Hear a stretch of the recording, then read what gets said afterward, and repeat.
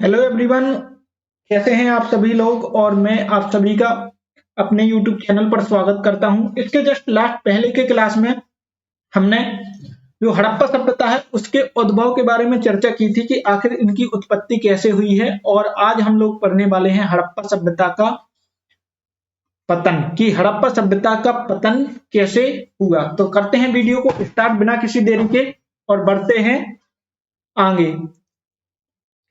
देखिए, आज हम पढ़ते हैं कि हड़प्पा सभ्यता का पतन।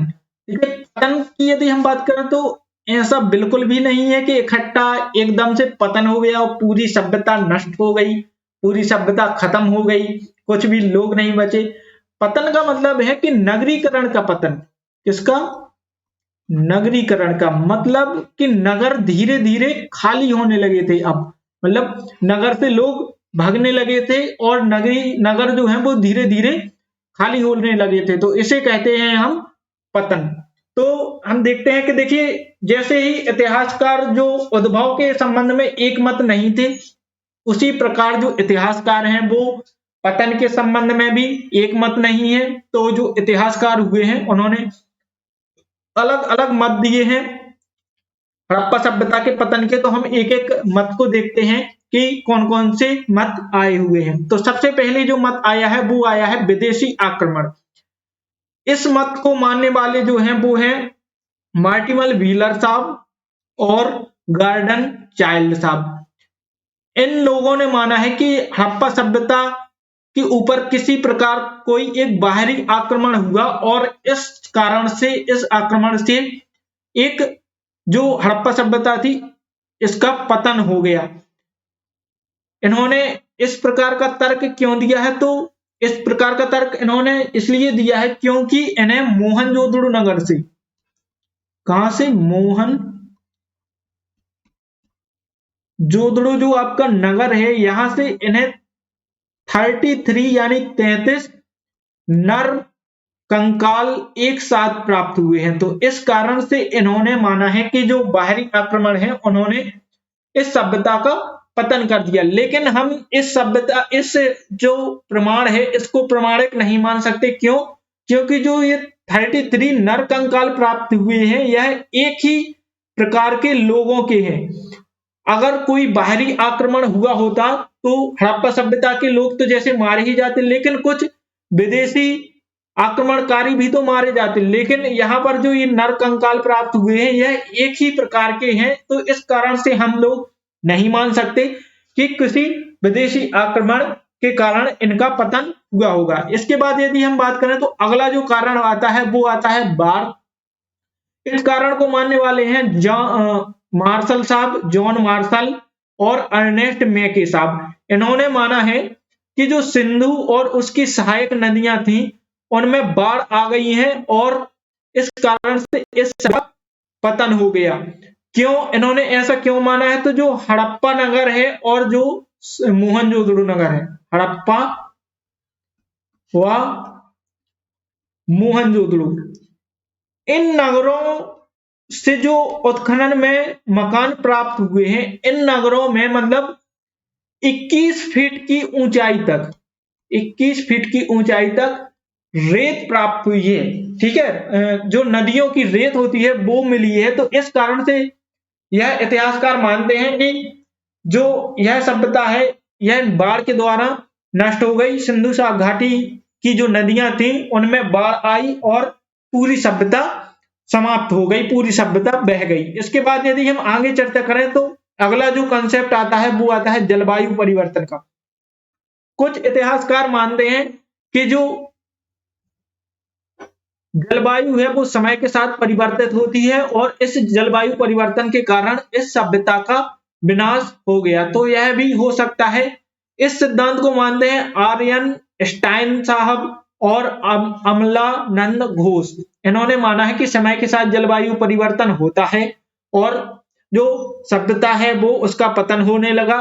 जलवायु परिवर्तन कैसे? जैसे समय के साथ जो जमीन है वो बंजर होती गई, उपजाऊ जमीन बंजर होती गई और जो नदी का जल है उसके जल में भी परिवर्तन होता गया। तो धीरे धीरे जलवायु परिवर्तन हुआ और यह सभ्यता पतन की ओर उन्मुख होती गई। इसके बाद यदि अगला सिद्धांत की हम बात करें तो अगला जो सिद्धांत आता है वो आता है भूतात्विक परिवर्तन का।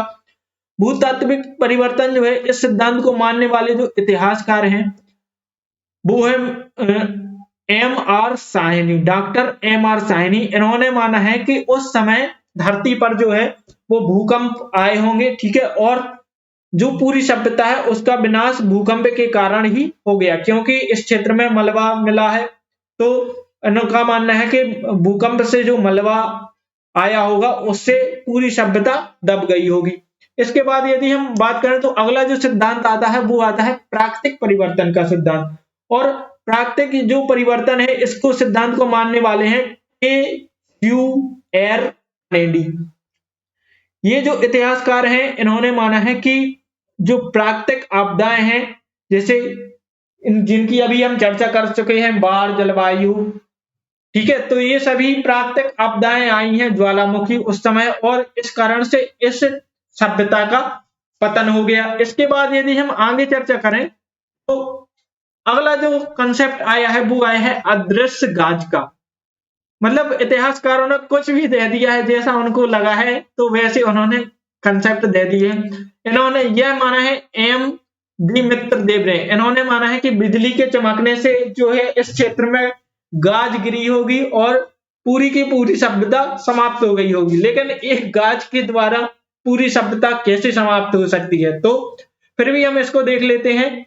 हालांकि ये जो पता नहीं, ये प्रीलिम्स के पॉइंट ऑफ व्यू से इंपॉर्टेंट उतना ज्यादा तो नहीं है, लेकिन फिर भी कुछ क्वेश्चन पूछ सकते हैं, तो इस कारण से हमने देख लिया है। जैसे कि जोड़ीमल लावे के लिए आ सकता है कि विदेशी उत्पत्ति का सिद्धांत किस इतिहासकार ने दिया है, अदृश्य गाज का सिद्धांत किस इतिहासकार ने दिया है, भूतात्विक सिद्धांत किस इतिहासकार ने दिया है। तो ये सभी सिद्धांत की जोड़ी मिलाने के लिए आ सकता है। फिर इसके बाद यदि हम बात करें तो अगला जो सिद्धांत आता है वो आता है जनसंख्या वृद्धि।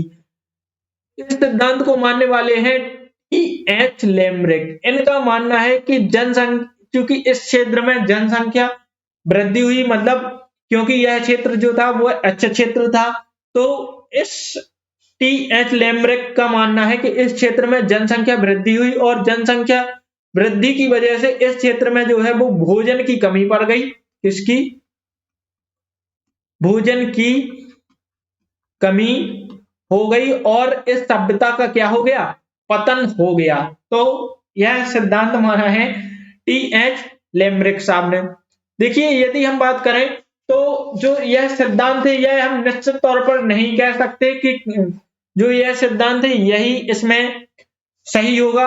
अलग अलग इतिहासकार हुए हैं, उन्होंने अलग अलग सिद्धांत दिए हैं, और जब तक हम इस सभ्यता की लिपि को नहीं पढ़ पाए हैं तब तक हम निश्चित तौर पर नहीं कह सकते कि सिंधु घाटी सभ्यता है जो इसका पतन किस सिद्धांत के कारण हुआ है। ठीक है, तो ये सभी सिद्धांत जो अलग अलग इतिहासकारों ने सिंधु सभ्यता के पतन के तौर पर दिए हैं। ये तो यह था आज का हमारा वीडियो। आज का जो वीडियो था यह बहुत ही छोटा बना है, ठीक है, लेकिन इसमें कुछ ज्यादा था नहीं, तो इस कारण से यह जो वीडियो है यह बहुत ही छोटा है। अगर आपको वीडियो अच्छा लगा है तो प्लीज इस वीडियो को लाइक कीजिए, हमारे चैनल स्टडी विद गणेश को जरूर सब्सक्राइब करें, कमेंट में बताएं कि आपको वीडियो कैसी लग रही है, और साथ ही साथ इस वीडियो को ज्यादा से ज्यादा लोगों तक शेयर करें, जिससे यह जो जानकारी है वो बहुत महत्वपूर्ण जानकारी सभी लोगों तक पहुंच सके। और हमारे चैनल स्टडी विद गणेश को जरूर सब्सक्राइब करें। अगर आप इस वीडियो के नोट्स चाहते हैं तो हमारे टेलीग्राम चैनल जो कि स्टडी विद गणेश के नाम से है, इसे जरूर ज्वाइन करें, और इस वीडियो को लाइक करना, कमेंट करना, शेयर करना, सब्सक्राइब करना ना भूलें। ठीक है, तो अंत में जय हिंद, जय भारत। अपनी पढ़ाई को प्लीज कंटिन्यू कीजिए। जय हिंद, जय भारत।